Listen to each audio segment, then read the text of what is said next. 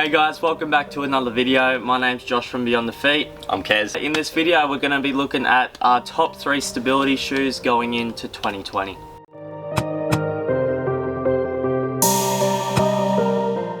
Before we jump into what shoes we reckon's the best going into 2020, what is a stability shoe? So a stability shoe is a more rigid shoe up on the medial side of the foot for someone who does pronate, or mildly pronate or severely pronate. If your foot does roll in a little bit, and if you feel like your ankles are a little bit flexible, you need that little bit more support wrapping around the back, and then also on the inside of the foot, these shoes will work well for you. Some of these shoes we're going to show they do use different support systems. Two are quite similar, just two brands, different takes on them. Some are more supportive than others, but we'll explain that as well. Jumping straight into it, so at number 3 we got the Asics Kayano 26. The Kayano has been around for quite a while and for a long period of time was number 1 in your stability range. However, at the moment it is a little bit heavier than the other 2 contenders, but this shoe here is an overall great stability shoe.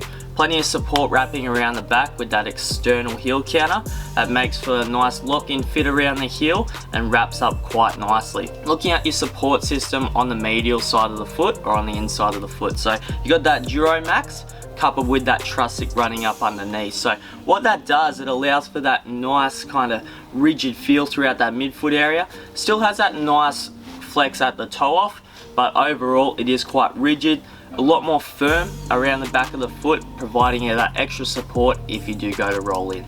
The Asics Kayano 26 coming in at number 3. This guy here is at your $260 Australian mark. Out of all 3 shoes we have chosen in this video, this is your most stable one out of the lot. With that though, it does come at kind of a heavier weight. It does feel a little bit more firm as a result. If you do pronate quite a lot and you need that extra support, this shoe is by far the most stable shoe out of these 3. It's coming in at number 2, your Brooks Adrenaline 20. So this is probably the least supportive shoe out of the 3 we have chosen.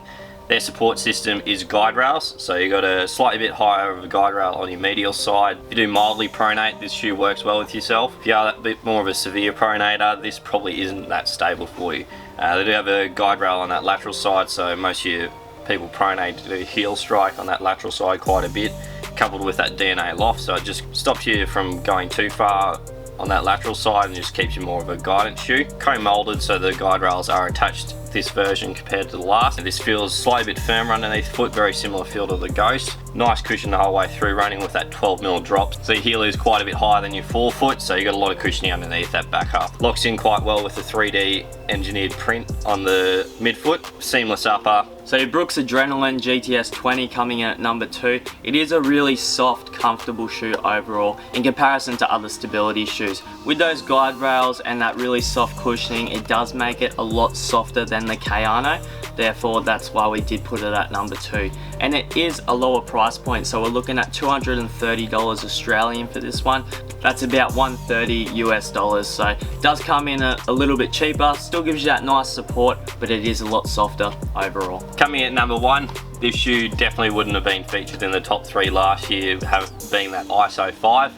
We are looking at that Hurricane 22. So the upgrades they have made in this coming into 2020. This shoe is probably one of the more durable out of the 3 we have chosen. Super soft underneath that foot using that Power and Plus. The stability they use in the Hurricane 22 is that thermoplastic unit on the medial side, so it's not as aggressive as the Kayano 26. Guides the foot nicely throughout its gait cycle. It's probably a bit better way to go than that dual density they did use in that ISO 5. Very plush upper, engineered stability on that midfoot area, so it locks you down quite nicely. So it is attached through that midfoot, so with your stability shoes, someone with a bit more of a flexible foot, having that attached tongue won't be slipping around on that lateral side. Very nice runner's fit, shallow toe box. Coupled with that crystallized rubber with the power on, you'd probably be expecting 1,000 Ks out of this shoe. You could probably push 1,200, but definitely that 1,000 Ks coupled with what's underneath the foot. So that crystallized rubber, you'd hardly see anywhere of that over the first 500 Ks. Nice and grippy. It is quite a sticky crystallized rubber compared to some of their last iterations. Hurricane 22, sitting at that $250 price point. Pretty sure it's $150, $160 in the States. So definitely is up there in the price point compared to some of the others we have chosen. But you're definitely going to get the bang for buck for that stability shoe.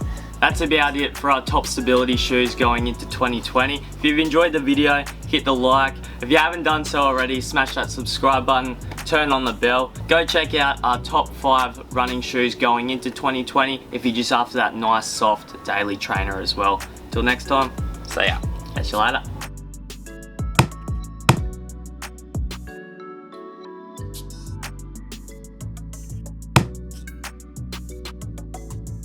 If you haven't done already, smash that. If you haven't, Got me to do it? no. If you haven't done so already, smash that subscribe button, turn on the bell, and go check out our top 5 videos. Go check out